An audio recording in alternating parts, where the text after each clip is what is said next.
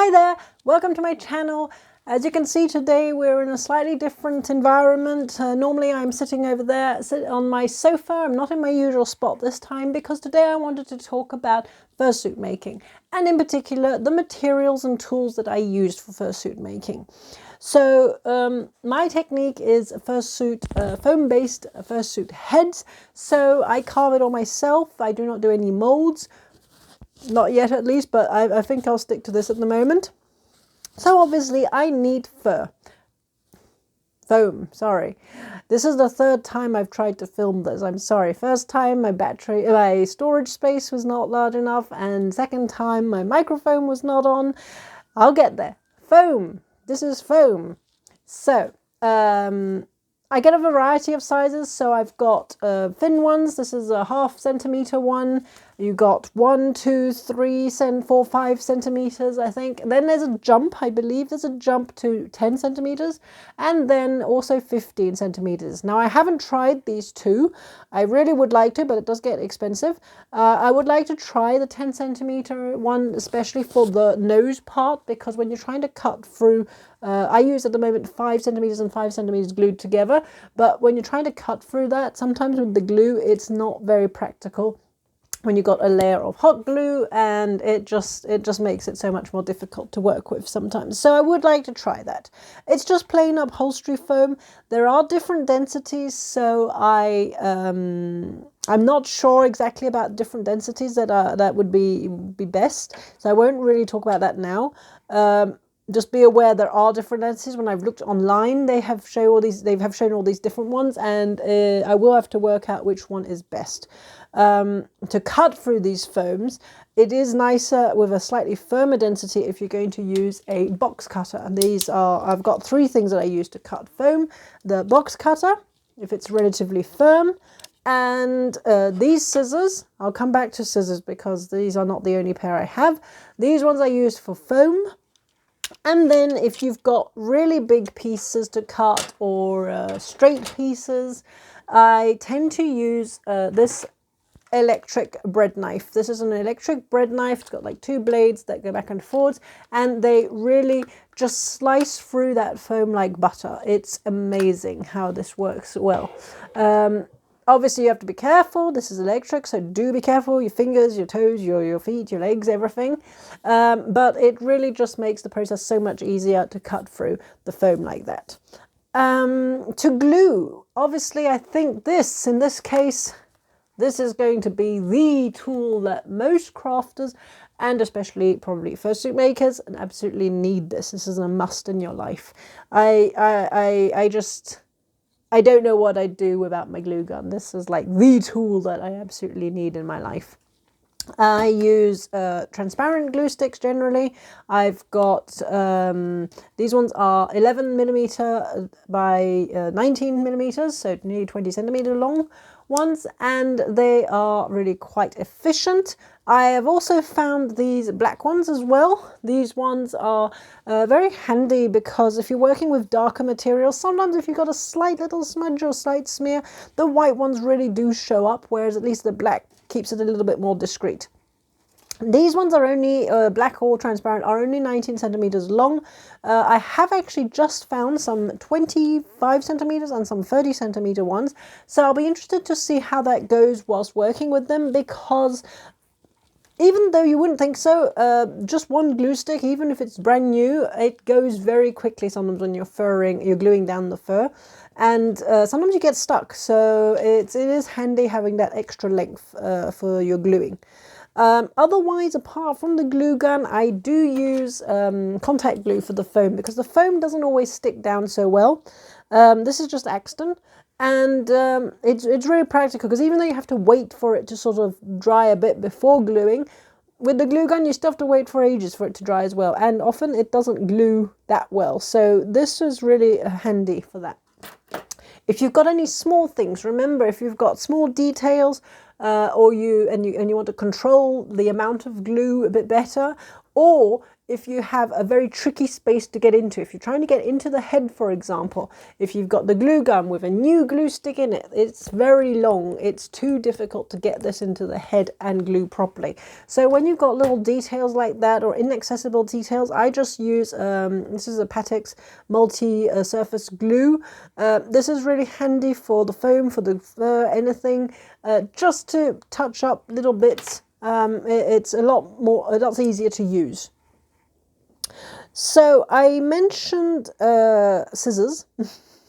I have got, let's see, I've got the ones I use for foam.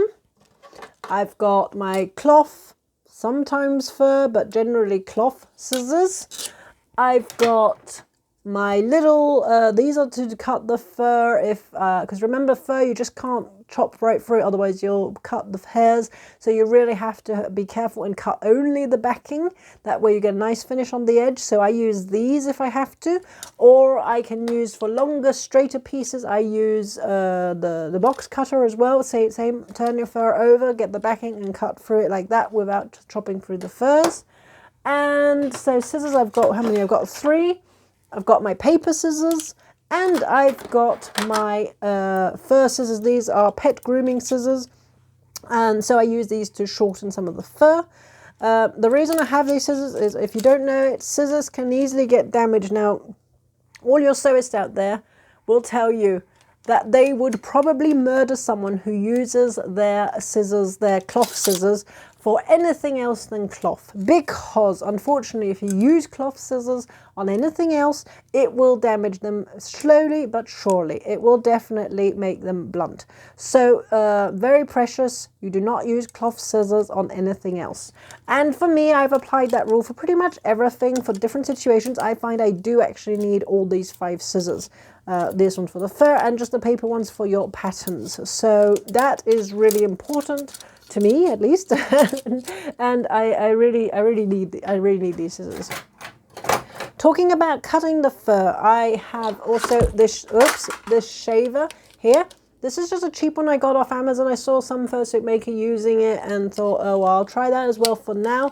If you have any recommendations, I'd be happy to hear. Obviously, my budget at the moment is a bit limited, but I've heard good things about these ones, and that being said, I'm still having a lot of trouble using them correctly. I think maybe I'm missing a technique. So maybe at the next convention, if you're a fursuit maker, please, can I talk to you? Or just comment below if there's a special technique. Because often videos I see are speeded up. So I do not know if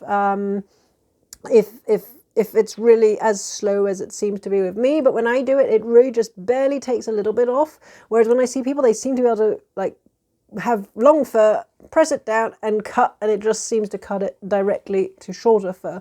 Whereas for me, it just like takes layers off it at a time. So I think I'm doing something wrong, because it was actually with this cutter here that I saw that. So let me know in the comments. Thank you. Please help me.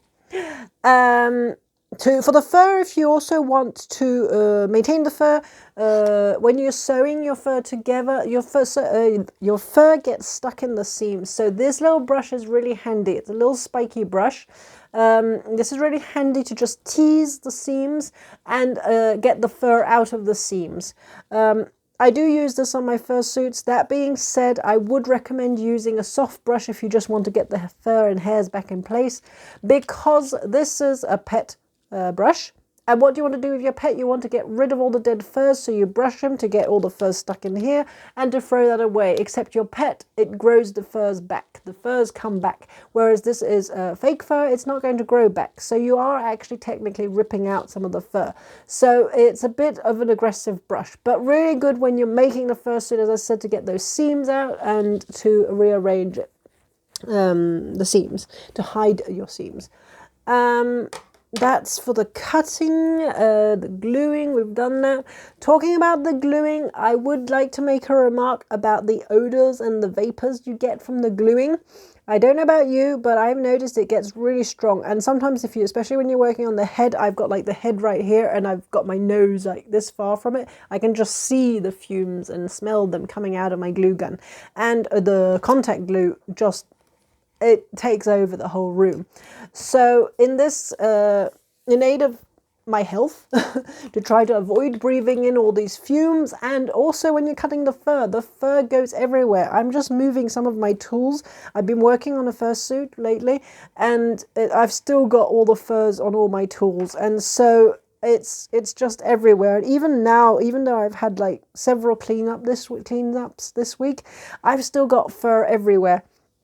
And so I had this little mask. This is one that doesn't have replaceable filters. It's not as practical, but it is a nice little size, a little solid size. I actually have to change the elastics out because it's getting quite old now. But it's a nice compact sort of size. I think if I go traveling anywhere, I'll take this one because it's smaller. So I'm going to keep this one because I have actually upgraded. I've upgraded to this little beauty here. This is my new mask at the moment, which is really practical because you can just unclip these, and inside there's a filter which you can switch out and change it regularly. I find this was really important for me for the breathing, because I noticed I was definitely I felt as though I nearly like a cat. You feel as though you got a fur ball in your throat. I was really feeling it. That's why I got the other mask. But I also noticed that with the fur and even with the vapors and stuff, I could tell my eyes were irritated. So this is why I opted for the one with the visor. So I'm completely protected, which is really good. It's got a nice fit. This one seals nicely to the face. You've got these slip clips here that just come undone very quickly if you have to rush off. Like I get parcels, so I have to run off and trying not to appear with the mask on my head.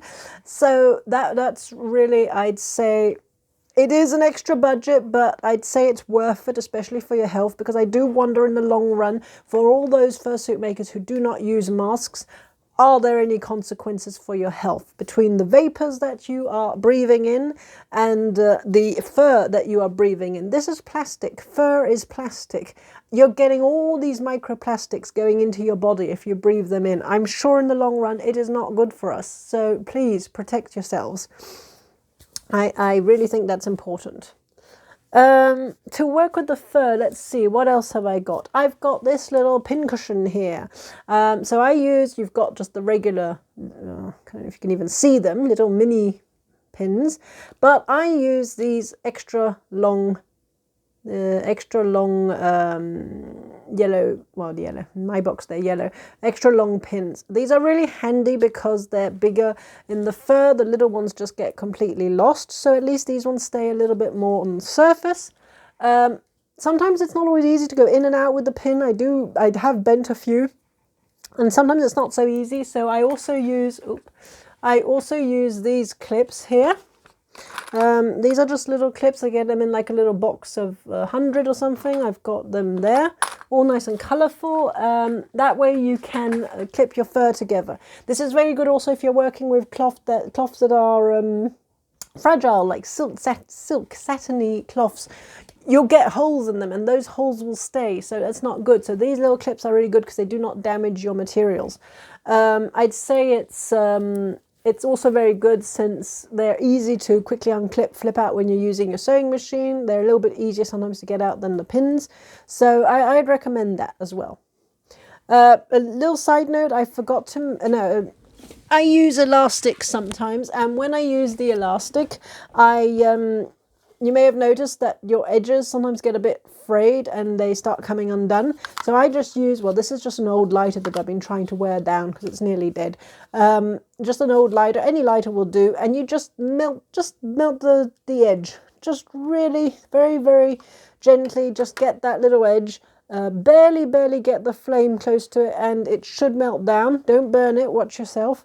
And that will just secure it for you if you're working with elastics. I use the elastics for the moving jaw, to go around the head and hold the moving jaw. So I do recommend that. Let's see, scissors, we've talked about them. What else? On the sewing front, if you have needles, I've got if you need needles and different types of needles, I have got a variety here. This is a great big one that I use for attaching the jaw piece to the head. This is probably a doll doll's needle. I think people who make dolls probably use these big needles. Otherwise, you've got this sort of mini, what I call standard needle, but that is just, I don't even know if you can see that, just too small. So I use these ones, which are a bit bigger. I've got two here. Hang on a minute, let me get hold of that for you. There, you've got that compared to this tiny little thing that you can't even see.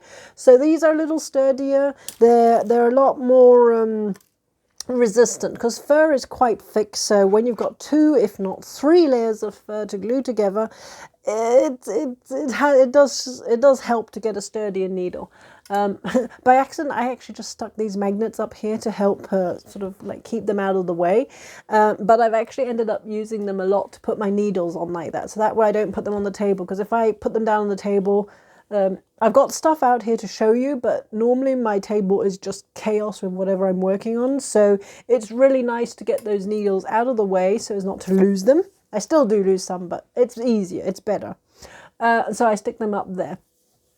Threaded or not threaded, as you can see, I've got some that are threaded here, all ready to go. Let's see, what else? For your patterning, I tend to use just plain paper, pieces of paper, but you are somewhat limited with A4 or even A3. Sometimes you're a bit limited in size. So I found this lovely roll of paper. Just IKEA in the kids section, you've got these rolls of light paper. Oh, sorry about that. I knocked over I caught the microphone cable and knocked the phone over. So let's see, I am looking at 45 centimeters width. That's, if you want to know, 45 centimeters width, and then you can just unroll for as long as you need. To do a body piece, that's quite practical. If you do need bigger, I've also, just off Amazon, I bought this great big roll here of paper that's slightly thicker. So that way, if I want to make patterns and keep them long term to reuse, that will come in handy as well. Oh, I don't know if I showed you, this was the foam roll I get. I get them off a marketplace. This is like the roll I get, that's like 2 meters. So yeah, for the patterns, these are the papers that I use. This one's just a bit more handy since it's smaller.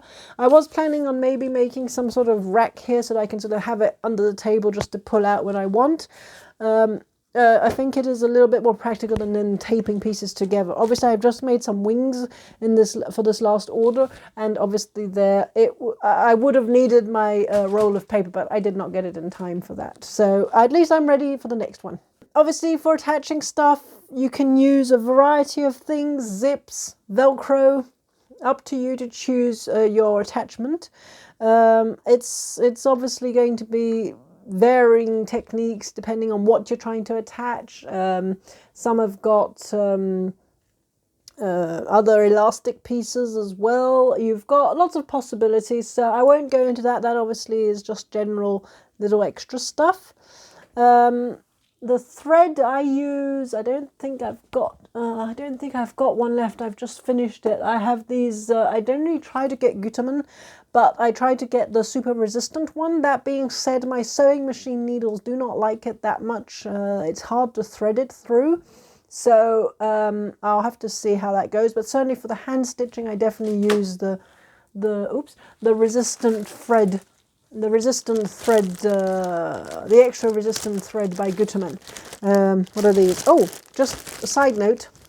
These are some little claws I've bought from Aurora Studios.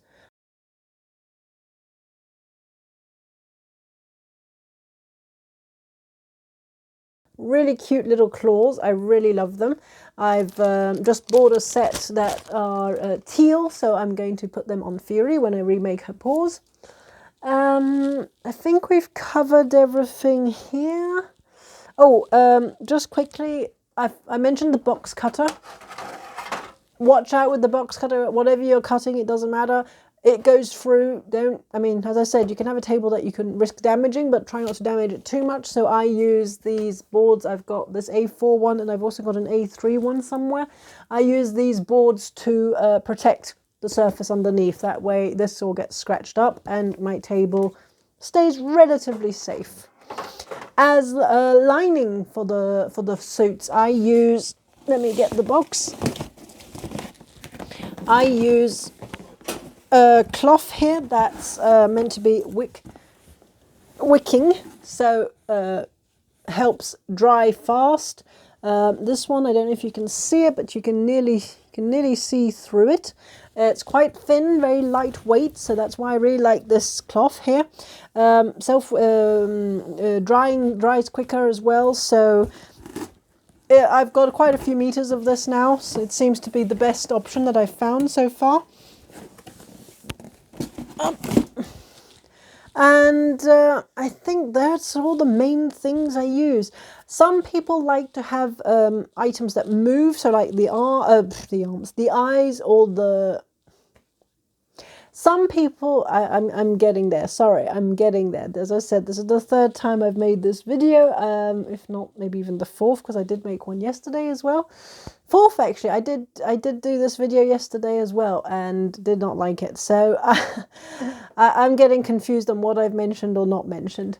So if you are making animals that have pieces that would move, like ears, maybe you want to position them, especially like rabbit's ears, they're the ones I've done before, where you can position the ears wherever you want, up, down, back, whichever, sideways.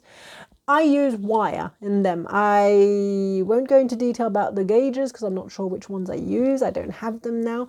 But they are really, it's really handy to use wire for this, to just line it in, and that way you can do what you want. So obviously you need this little tool here. This is a little plier here where you've got the cutting bit here, and you've got the flat bit so that you can grab your wire and twist, pull, turn, whatever you want. These are very handy because I also use them with my needles. No, do not worry, I'm not bending my needles.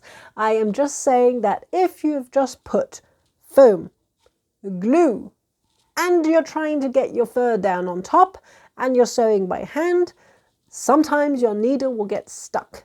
Will get stuck through all these layers of foam, glue, fur, and whatever you're trying to do. And sometimes there's just no way of budging it. These come in handy to pull that needle out when it's stuck in there. Really, really helpful, I find. So even for sewing, they're good. Sewists, use your pliers. For sewing, I think even just normal sewists, not fursuits particularly, I'd say... Whoa, I'm getting attacked, sorry. Oh, that's another tool I could use. There you go. I'd say for sewing, you can use this little pin cushion here. This is a little clip-on pin cushion. You just clip it onto your arm, and that way when you're working on your thing, if you're up here close and your pin cushion's too far, if you're working on a model, on a mannequin or anything, you just grab that little pin here and you've got it right next to you. Really practical. Just do be careful to not stab yourself. Make sure that your foam piece in there is still solid enough. Watch out when you're using these little needles are fine, but when you use these longer needles, they can actually, officially, they can go through. So don't push it all the way in. Just be careful though, because I've worn this for so long sometimes that sometimes when I'm not wearing it, I'll forget I don't have it and I'll actually stab myself. So do be careful, don't do that. Other little note would be these little thimbles. I bought this thimble a while ago, and actually recently I've just recuperated a lot of my grandma's thimbles. She actually had them as a more decorative collection. And it was quite funny because I have a lot here, and I kept them as decorative thimbles. And the other day I just realized how painful it was, and how my fingers, when I look at my fingers, you can't see it on the video, but it's full of little holes, little jabs and everything where I've stabbed myself. And one day I was grumbling away because I couldn't get this needle through, and I was pushing it through, and I've literally got a little hole on my thumb, my fingers, I've got holes everywhere. I said, why? I bought this thimble a while ago. I've got all these thimbles that I've got here sitting there being decorative.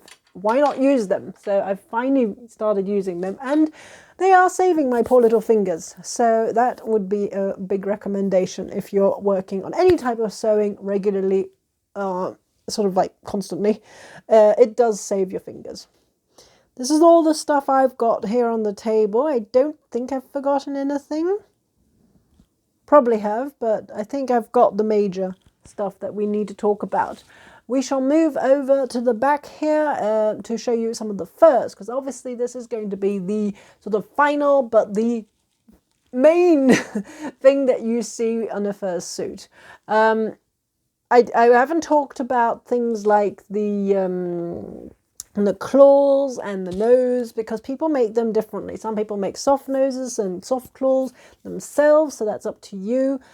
Some people buy them, as I said. Mine come from Aurora Studios. I think he's up in Poland. I'd have to check that, but I just love these little claws. Up to now, I've been sort of making them myself, and I was sort of like, I don't want to buy this stuff from other people, but when I discovered these ones, I just thought they're so adorable.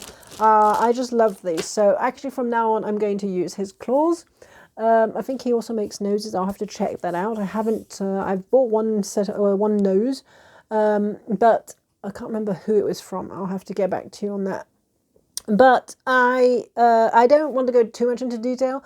For the eyes, I didn't mention the eyes. For the eyes, I do use, oh God, this. Now, this is something I found ages ago, and I do not know where I got it from. And I haven't found anything like it, because the buckrems, I've tried different buckrems, and the ones that I've received so far, I don't like them. I've found other mesh, other mesh, and I don't like them, and so I don't know what I'm going to do when I run out of this. Fortunately, I've still got quite a bit. It's quite a big roll, so I can still make quite a few fursuit eyes with this, so thank goodness. But I am still searching for the right one. I'm still searching for the one. Otherwise, that's for the, obviously, the see-through side. Otherwise, I use this. So this is just a thin plastic mat. This was actually my husband who bought it as a, it's a desktop thing to protect your desk if you want to write. This has got a nice smooth side to it so that you can write comfortably. Got a slight soft side to it, and he didn't like it for his desk, so in the end I took it and thought, right, I'll do something with it. And so this is what I make the edge of the eye with. This goes around and then glues, and this mesh glues flat on the back, and obviously I reinforce it and stuff. What bothers me, this is from IKEA, what bothers me is I went back the other day and I did not find the white one. This is an opaque white one. I only found a translucent white one and a black one. So I'm hoping the black one will be good. Otherwise, I'll have to find another solution, because I really love this one in white, but at the moment they don't have it. So I don't know if they ran out or if that's what they've changed. So I'll have to wait and see. I really hope they will have the white one again, that it was just a question of them having run out of it. Oh, I forgot, this obviously is essential for measuring. If you've got your client, I'm very excited. I've got a client of mine who's actually coming here to do all the measurements, the duct tape dummy. I'm going to do it with him. And obviously you need your measuring tape to get all those measurements down to get your suit right. So that covers all the little tools and stuff that I use. As I said, I'm going to come back here and look at the furs. We're going to look at the furs together. So come with me. So here are some of my furs down here. I've got only a few of the smaller pieces. You've got different types of furs. You've got just the plain sort of, this is not actually a fur, but a fleece sort of texture here. You've got this one, which is like a really, really short-haired seal effect. Then you've got sort of the mid-length furs. Then you've got what we call the luxury shag fur, which is the very long soft furs. These are all from different places. I try to source my furs in Europe. Unfortunately, this one had to be a very specific color, so I had to get it from the States, which definitely makes it more complicated and obviously very expensive on the tax front. However, in Europe, I use Fursuits shop. I got this one. This is the one I used for Firi. I think the black's for shop as well. Then I got Futro. I got this blue one here. Futro is in Poland. Fursuits shop is in the Netherlands, I think, or maybe France. I'm not sure if they've got two different places in France, but they've certainly got a French website and one in the Netherlands as well. So that's really handy to have. I have bought these other ones, like this red one and green and blue, which are unfortunately not up to standards on the quality. You can definitely feel once you've got hold of them, they've got a bit of stretch to them. It's not a good sign, and they just feel too thin, and they don't feel the right quality really.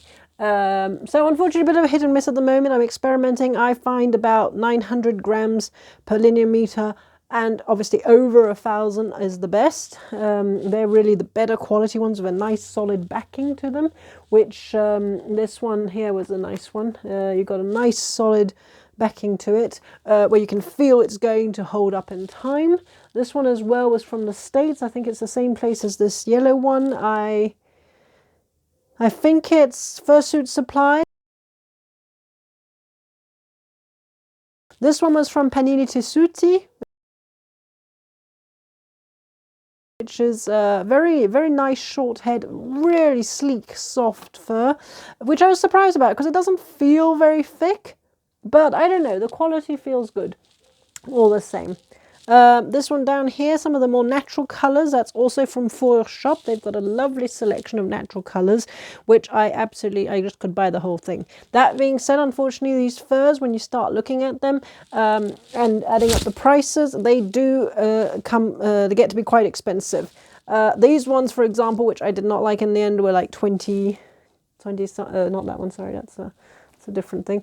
This was 20 something euros, or maybe a 1999 euros or something per meter, but it is not good enough.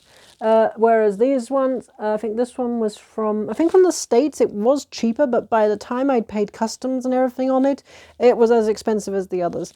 By eFutro, I think this blue one down here was 39 euros per meter, and certainly Firi's fur was definitely 69 euros per meter. Really expensive, but you can tell the difference. And this one as well, as I just said, the more animals, wild ones, the wild animal effects definitely feel so much more quality, and the price obviously goes with that. Thing I forgot to mention was these belts here. I found these belts here just on the market, local market, and I really find them very practical because I do not have to choose a size for anyone. Everyone can find their right size for them. Found this one here. This one's got its little piece here, and that just pokes through anywhere you want, and that's really, really practical. So it's obviously going to be a bit of a search to find the right one you would want. I've got plenty others in the storage room. I've got another storage area in the back that's really just, it's bulging at the moment. I can't get in there at the moment, so I'm going to have to work on that this weekend to try to sort out my furs a bit. Thought I'd make the most of it. For the people who live around Turin, you might know of it. It's GSS Campoli.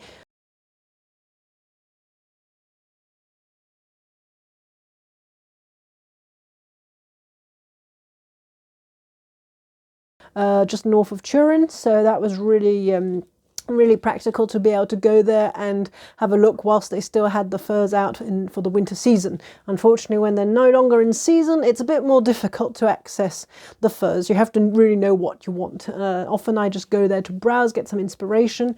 So it was really nice to actually go and see and feel the furs. That's what I hate about buying furs online, is that you cannot feel it. You can't be 100% sure. That's why I do try to go by the gram per meter sort of reference, because I am beginning to see that 700, 600, 700, 800 are probably, I have found one or two, and I like the Panini Tessuti one. It is very light, but the quality is, to me, it feels okay. It feels sufficient enough, it's got a sufficient sort of level in quality that I do like it. Otherwise, yeah, I try to go for 1,000 grams per linear meter and over. That generally, you get a nice quality fur. Obviously, unfortunately, most of them are going to be minimum 40 odd euros per meter. And most of the ones that I really, really like and the ones that I've really found beautiful are the ones that are closer to 60 or maybe 70 euros per meter. So it is expensive. So do take that into account when you're making a suit. It does cost a lot. and I think that's it. I think we'll wrap up there because I really think that it's already a lot of stuff here. As I said, it's not the minimum basics, but it's a good to get you going like that. So I hope to be able to start videos, making of videos. I've got some heads which I will be furring and making the eyes and things, so I'm hoping to get some a bit of footage on that. And I shall see you next week. Thank you then. Bye.